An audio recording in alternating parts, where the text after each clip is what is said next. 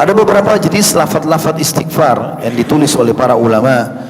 Di antaranya adalah yang pernah Nabi SAW baca, disebutkan dalam hadis Bukhari, Rabbighfirli wa tub alayya innaka antat tawwabur rahim.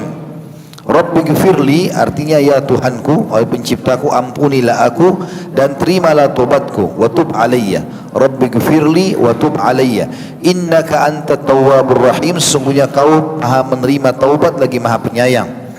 Juga Nabi SAW bersabda dalam sebuah hadis yang diriwayatkan Abu Dawud, Tirmidzi, Al-Hakim, dan ini sahih sesuai dengan syarat Imam Bukhari Muslim. Siapapun yang membaca Astaghfirullah alladzi la ilaha illa huwal hayyul qayyum wa atubu ilaih, ada sifat Allah Al-Hayyu Al-Qayyum, yang artinya aku memohon ampun kepada Tuhan Allah yang tidak ada Tuhan yang berhak disembah kecuali Dia, yang maha hidup. Ini tadi Al-Hayyu, lagi yang terus menerus mengurus makhluknya, ini Al-Qayyum, dan aku bertobat kepadanya maka akan diampuni dosanya walaupun sebanyak buih di lautan. Astaghfirullahaladzim, astaghfirullahalladzi la ilaha illa huwal hayyul qayyum wa atubu ilaih. Juga ada lafaz yang lain diriwayatkan oleh Imam Bukhari Muslim. Nabi SAW sering membaca Astaghfirullah wa atubu ilaih. Ini yang paling ringkas, Astaghfirullah wa atubu ilaih, Astaghfirullah wa atubu ilaih. Ini juga artinya aku memohon ampun kepada Allah dan bertaubat kepadanya. Di antara juga yang diajarkan Nabi SAW adalah Sayyidul Istighfar atau tuannya istighfar, yang berbunyi Allahumma anta rabbi la ilaha illa anta khalaqtani wa ana abduka wa ana ala ahdika wa wa'dika mastata'at a'udhu bika min syarri ma sana'tu wa abu'u laka bi ni'matika alayya wa abu'u bi dhanbi faghfirli fa innahu la yaghfiru dhunuba illa ant. Ya Allah, engkau adalah Rabbku, dan makna Rabb pencipta, pemilik, penguasa, pemberi rezeki. Tidak ada Tuhan yang berhak disembah kecuali Engkau. Engkaulah yang telah menciptakanku dan aku adalah hambamu. Aku senantiasa berada dalam perjanjian denganmu, dan aku yakin ada akan janjimu tentang pahala bagi orang yang beriman dan hukuman bagi orang-orang yang durhaka. Semampuku, aku berlindung kepadamu dari kejelekan yang aku perbuat atau dosa yang aku perbuat. Aku mengikuti nikmatmu atau aku mengakui nikmatmu kepadaku, serta aku mengakui dosa-dosaku. Oleh karena itu ampunilah aku, karena sungguhnya tidak ada yang mengampuni dosa kecuali Engkau. Dan ini disebutkan oleh riwayat Imam Muslim. Dan ini kata Nabi SAW, siapa yang membacanya pada pagi hari tulus karena Allah, kemudian dia meninggal sebelum sore hari, maka dipastikan dia masuk ke dalam surga.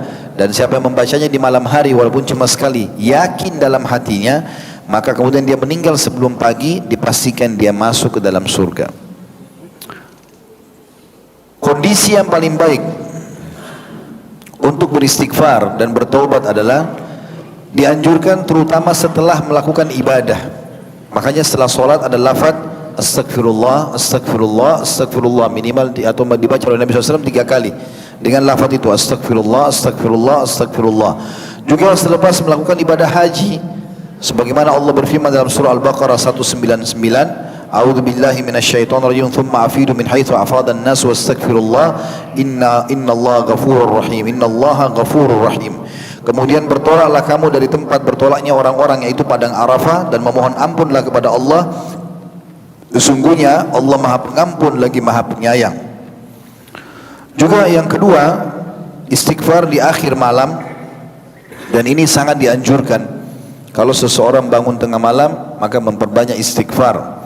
Allah menyebutkan di dalam Al-Imran, surah Al-Imran ayat 17. Jadi walaupun tidak sholat malam ibadah tersendiri. Tapi kalau dia tengah malam, apalagi menjelang subuh, kemudian dia banyak istighfar, ini waktu yang paling tepat dimaafkan oleh Allah SWT. Allah berfirman, Al-Imran 17, A'udzu billahi minasyaitonir rajim, as-sabirina was-sadiqina wal-qanitina wal-munfikina wal-mustaghfirina bil ashar.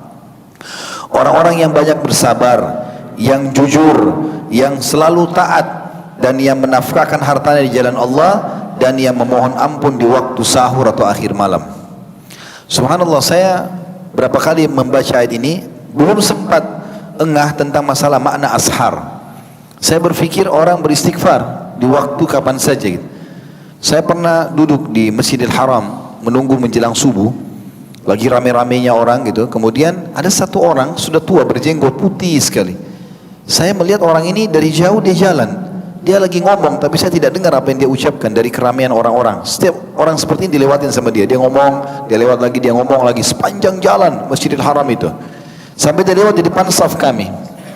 Kemudian dia mengatakan, Istighfirullah, Istighfirullah, sampai dia kasih isyarat tangan. Wah, dia baca ayat ini, wal mustaghfirina bil ashar, ashar hadzal waqt, dia bilang.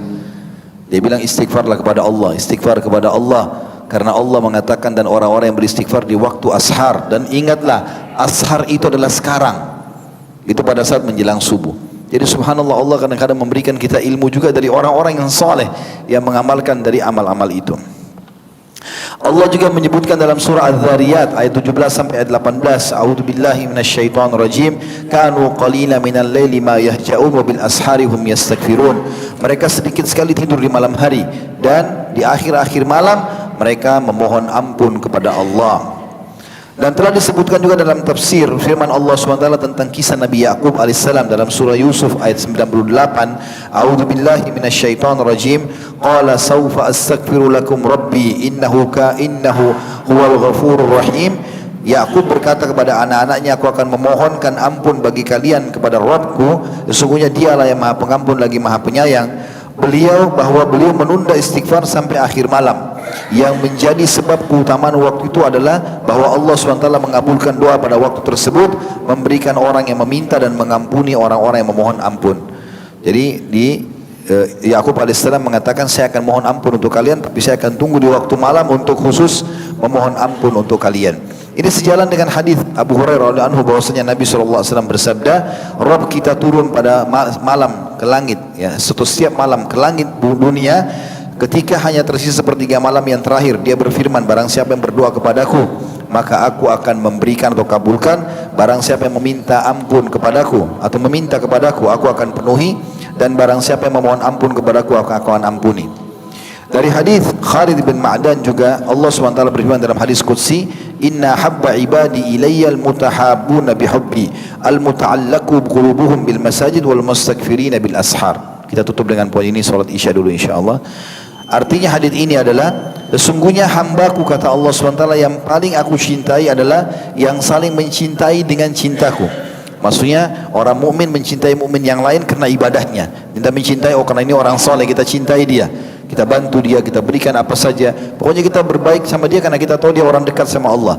Itu adalah orang yang paling Allah cintai. Sesungguhnya hambaku yang paling aku cintai adalah yang saling mencintai dengan cintaku, dan yang terpaut hatinya dengan masjid. Dari solat ke solat selalu mau ingin disolat di masjid. Dan yang ketiga adalah orang yang selalu memohon ampun pada waktu akhir malam. Dan hadis ini diriwayatkan oleh Imam Bukhari. Jadi insyaallah kita lanjutkan nanti setelah solat Isya dengan sisa materi kita. Subhanakallahumma bihamdika, asyhadu an la ilaha illa anta, astaghfiruka wa atubu ilaik. Wassalamualaikum warahmatullahi wabarakatuh. Assalamualaikum warahmatullahi wabarakatuh. Alhamdulillah, wassalatu wassalamu ala rasulillah. Segala puji dan puja kehadirat Allah subhanahu wa ta'ala, juga salawat dan taslim kepada Nabi besar Muhammad sallallahu alaihi wasallam. Kita sudah menyebutkan tadi dua waktu dan kondisi yang paling tepat beristighfar, yaitu setelah melakukan ibadah secara umum, kemudian istighfar di akhir malam, dan yang ketiga adalah beristighfar pada saat penutupan majlis, baik itu majlis ilmu atau apa saja. Kata para ulama, yang dimaksud dengan majlis adalah setiap kali orang duduk, baik dia sendirian ataupun ada orang lain bersamanya. Sesuai dengan sabda Nabi SAW, bahwasanya beliau, kata Aisyah radhiyallahu anha, tidak pernah berdiri bangkit dari majlis kecuali membaca Subhanakallahumma wa rabbi wa bihamdik, la ilaha illa anta, astaghfiruka rabbi wa atubu ilaik. Subhanakallahumma rabbi wa bihamdik, la ilaha illa anta, astaghfiruka rabbi wa atubu ilaik. Maha suci Engkau ya Allah, ya Rabb, aku memujimu, tidak ada Tuhan yang berhak disembah kecuali Engkau. Aku memohon ampun kepadamu ya Rabbi, dan aku bertaubat kepadamu.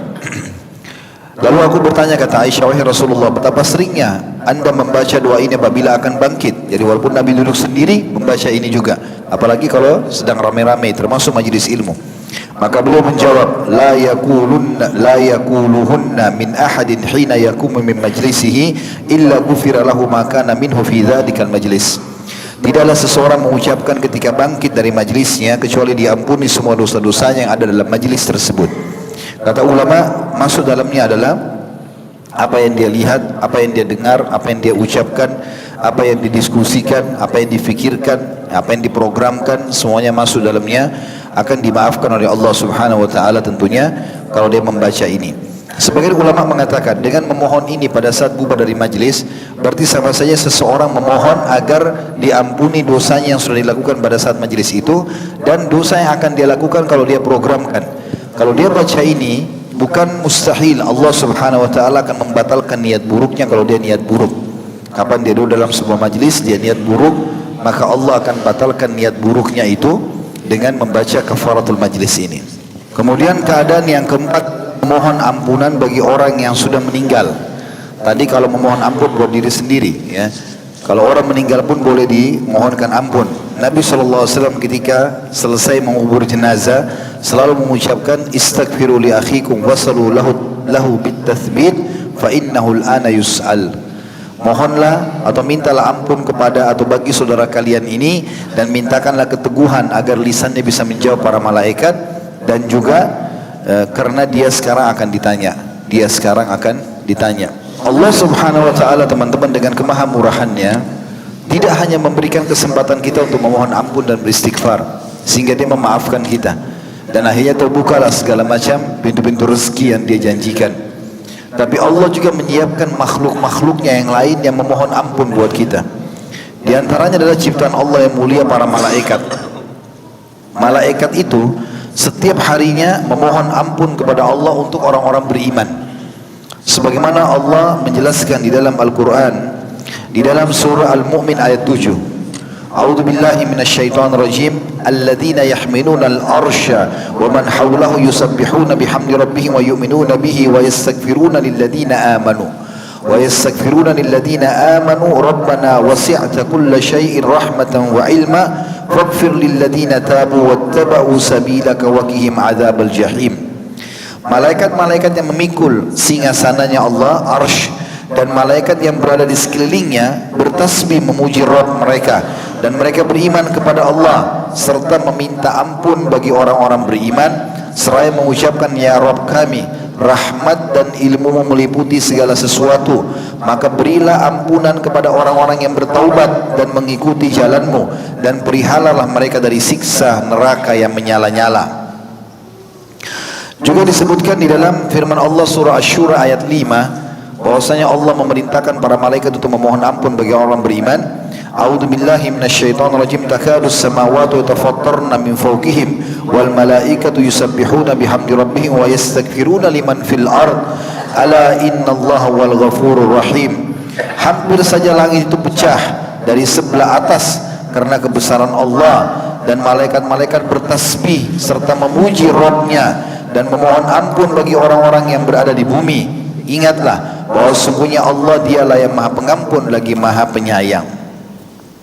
Teman-teman, bagi yang masih malas beristighfar dan bertaubat, maka ini manfaatnya sangat besar sebagaimana sudah kita jelaskan sebagian para ulama salaf, dan bukan cuma kita, para makhluk Allah yang mulia dari kalangan manusia, para nabi-nabi memohon ampun. Dimulai dari ayah kita Nabi Adam alaihissalam dan istrinya Hawa alaihissalam. Allah mengatakan untuk menceritakan tentang sikap mereka pada saat melanggar. Allah melarang memakan buah tertentu lalu mereka makan sebagai ujian, maka mereka langsung beristighfar dan bertobat kepada Allah dengan lafaz surah Al-A'raf ayat 23, A'udzu billahi minasyaitonir rajim. Qala, ini berarti mereka berdua, Adam dan Hawa, berkata, Rabbana zalamna anfusana wa in lam taghfir lana wa tarhamna lanakunanna minal khasirin. Ya Tuhan kami telah menganiaya diri kami sendiri, dan jika Engkau tidak mengampuni kami dan memberi rahmat kepada kami, niscaya pastilah kami termasuk orang-orang yang merugi. Jadi untuk mengembalikan nikmat Allah yang sudah ada pada kita lalu hilang, itu dengan cara bertobat dan beristighfar. Nabi Adam alaihissalam tidak memohon kepada Allah untuk dikembalikan ke surga, tetapi Nabi Adam alaihissalam meyakini bahwasanya ini dosa, maka dia bertaubat. Dengan itu Allah kembalikan dia ke surga. Tentu nanti di akhir kiamat. Juga Nabi Nuh alaihissalam diceritakan oleh Allah Subhanahu wa taala dalam surah Hud ayat 47. A'udzu billahi minasyaitonir rajim. Qala rabbi inni a'udzu bika an as'alaka ma laysa li bihi ilm wa illa taghfirli wa tarhamni akum minal khasirin. Nuh berkata, ya Tuhanku, sesungguhnya aku berlindung kepadamu dari memohon kepadamu sesuatu yang aku tidak mengetahui hakikatnya, dan sekiranya engkau tidak memberi ampun kepadaku dan tidak menaruh belas kasihan kepadaku, niscaya aku termasuk orang-orang yang merugi.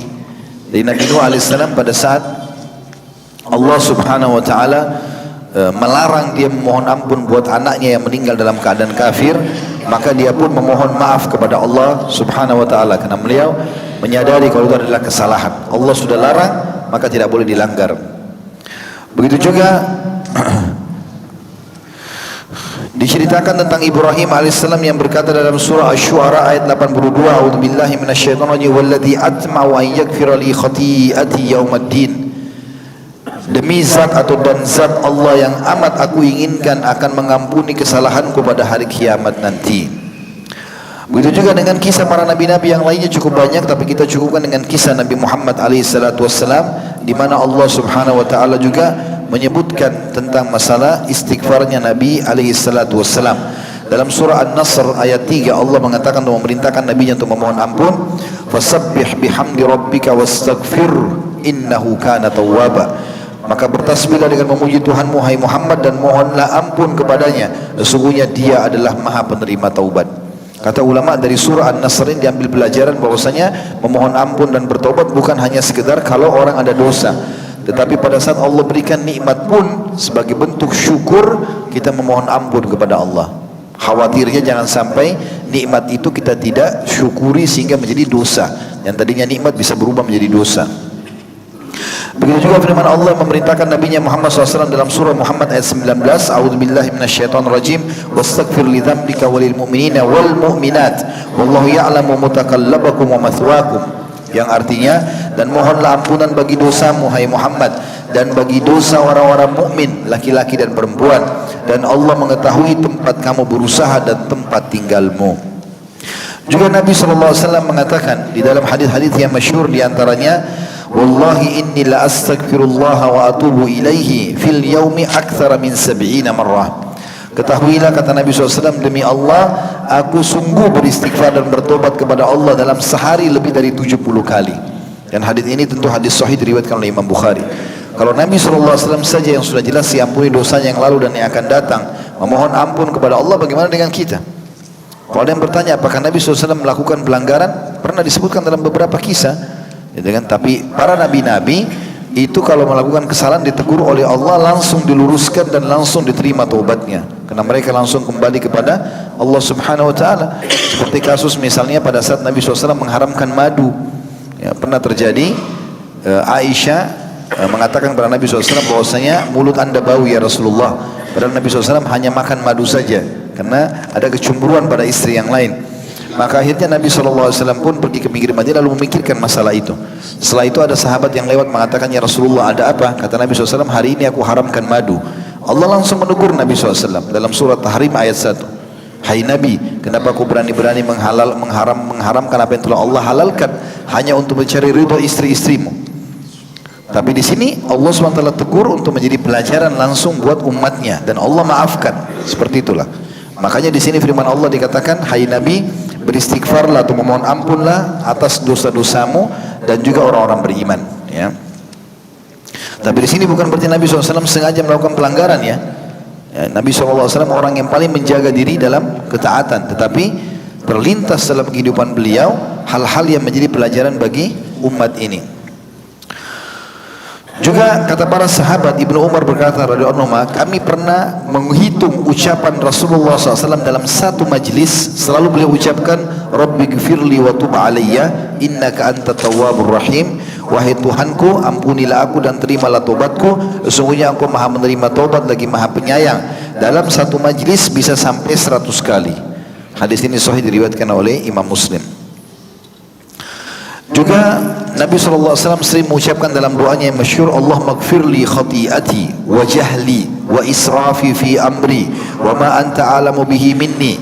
Allahumma maghfirli jiddi wa hazli wa khata'i wa amdi wa kullu dhalika indi. Allahumma maghfirli ma qaddamtu wa ma akhartu wa ma asrartu wa ma alantu wa ma anta alamu bihi minni. Antal muqaddimu wa antal muakhiru wa anta ala kulli syai'in qadir. Ya Tuhan, ampunilah kesalahanku, kebodohanku dan sikap membatas melampaui batasku. Maksudnya mungkin kalau ada dosa dilakukan lagi, diulangi lagi, melampaui batas di dalam urusanku, serta apa-apa yang engkau lebih mengetahui dari diriku. Ya Allah, ampunilah aku pada kesalahan yang aku lakukan dalam seriusku dan senda gurauku, kesalahan yang tidak aku sengaja atau yang aku sengaja, semua itu ada padaku. Ya Allah, ampunilah aku dari dosaku yang telah aku lakukan sebelum ini dan yang akan aku lakukan di masa depan, yang aku rahasiakan, yang aku tampakkan, serta apa yang engkau lebih mengetahuinya dari diriku. Engkau lah yang mendahulukan siapa yang engkau kehendaki kepada rahmatmu, dan engkau pula yang mengakhirkan siapa yang engkau kehendaki dari rahmatmu, serta engkau lah yang maha kuasa atas segala sesuatunya. Ini disebutkan oleh Imam Bukhari Muslim di dalam hadis yang sahih. Beristighfar ini teman-teman memiliki banyak manfaat. Di antaranya adalah dia menunaikan titah Allah Subhanahu wa taala dalam ibadah sendiri. Selain dia memohon ampun, dia sendiri ibadah. Jadi dicatat sebagai tambahan ibadah amal soleh kita dengan mengucapkan astagfirullah. Selain fungsinya dia membersihkan dosa. Karena memang Allah Subhanahu wa taala memerintahkan nabinya Muhammad sallallahu alaihi wasallam untuk beristighfar, dan itu terjadi juga pada umatnya, ya. Sebagaimana Allah mengatakan dalam surah Muhammad ayat 19, A'udzu billahi minasyaitonir rajim, fa'lam annahu la ilaha illallah wastaghfir li dzambika walil mu'minina wal mu'minat wallahu ya'lamu mutaqallabakum wa mathwaakum. Maka ketahuilah bahwasanya sesungguhnya tidak ada Tuhan yang berhak disembah selain Allah, dan mohonlah ampun bagi dosamu dan bagi dosa orang-orang mukmin laki-laki dan mukminah perempuan, dan Allah mengetahui tempat kamu berusaha dan tempat tinggalmu. Yang kedua, tentu cukup banyak dalil tentang masalah ini, saya ringkaskan. Yang kedua adalah istighfar termasuk sebab rezeki, sebagaimana disebutkan dalam kisah Nabi Nuh alaihissalam.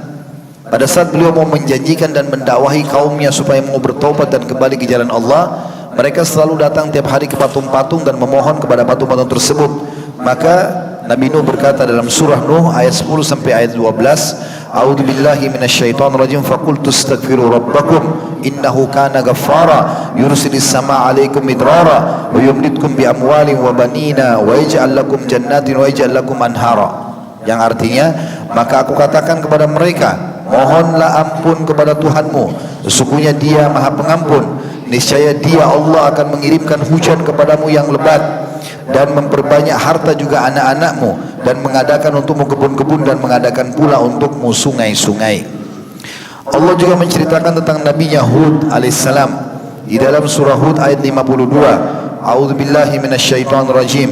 Wa ya qaumi istaghfiru rabbakum thumma tubu ilaihi yursilis samaa 'alaikum midrara wa yazidkum quwwatan ila quwwatikum wa la tatawallaw mujrimin. Dan Nuh atau Hud berkata kepada kaumnya, hai kaumku, mohonlah ampun kepada Tuhan kalian, lalu bertaubatlah kepadanya. Niscaya dengan istighfar dan taubat itu Dia akan menurunkan hujan yang sangat deras atasmu, maknanya rezeki yang banyak dari langit, dan Dia akan menambahkan kekuatan ke atas kekuatanmu, dan janganlah kamu berpaling dan berbuat dosa. Istighfar juga akan memberikan jalan keluar dari segala macam permasalahan, termasuk kalau pada saat hujan tidak mau turun. Disebutkan dalam sebuah riwayat bahwasanya Umar bin Khattab radhiyallahu anhu di zaman khilafahnya beliau pernah terjadi peceklik. Lalu kemudian beliau mengajak manusia untuk sholat istisqa, minta turun hujan. Lalu kemudian beliau memperbanyak istighfar. Lalu setelah itu beliau bubarkan, setelah memohon ampun bubarkan. Lalu ada orang-orang yang bertanya, wahai Amir Mukminin, kenapa anda tidak memohon turun hujan? Maka kata Umar, aku telah memohon hujan dengan hal yang terbaik yang bisa mengundang hujan itu, yaitu istighfar. Lalu beliau membaca firman Allah tadi, mohonlah ampun kepada Tuhanmu, sesungguhnya Dia Maha Pengampun, niscaya Dia akan mengirimkan hujan kepadamu yang lebat. Juga kata Nabi SAW, man aktsara istighfara ja'alallahu lahu min kulli dhiqin makhraja wa min kulli hammin faraja wa razaqahu min haitsu la yahtasib.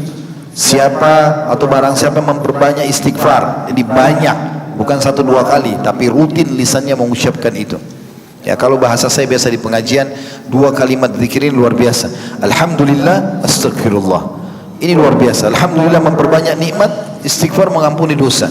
Ini kalau sering kita ucapkan luar biasa, tanpa lagi ada perhitungan. Ya. Kalau perlu tidak ada lagi jumlahnya. Seperti Ibnu Taimiyah tadi mengatakan, Beliau mempunyai masalah yang sangat berat, lalu beliau beristighfar sampai 1000 kali dan akhirnya Allah SWT berikan jalan keluar dari permasalahannya.